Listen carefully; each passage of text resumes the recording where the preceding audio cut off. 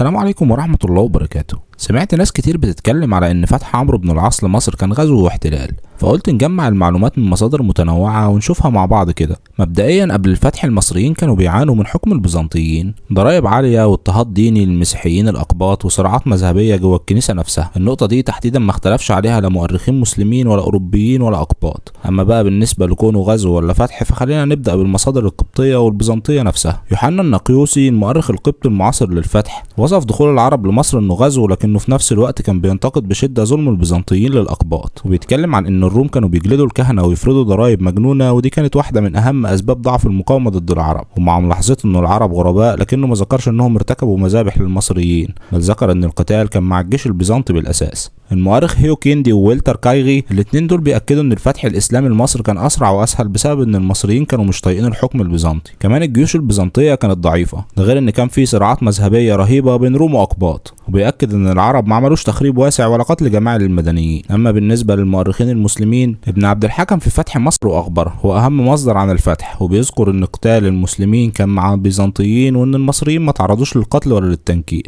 وبيقول ان عمرو بن العاص امر جنوده ان ما يتعرضوش لامرأة ولا طفل ولا شيخ. وبيأكد ان بعض القرى المصرية سلمت دون قتال. نروح للطبري. الطبري بيركز على ان هدف الجيش الاسلامي كان اخراج البيزنطيين من مصر باعتبارهم قوة محتلة، وبيذكر مواقف كتير تم فيها الصلح بدل القتال خصوصا في الصعيد والدلتا.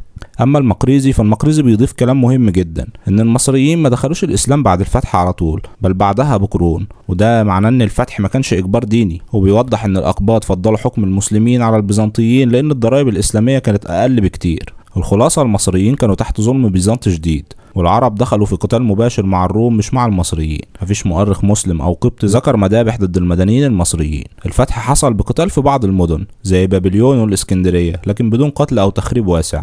كلمة غزو وفتح بتعتمد على منظور الكاتب، بس الحقائق اللي في المصادر ثابتة ومش بتتكلم عن احتلال دموي او تدمير، بل تغيير حكم كان منهار ومكروه. لو عجبك الفيديو ما تنساش تعمل لايك وتشترك في القناة وتفعل زر الجرس عشان يوصلك كل جديد.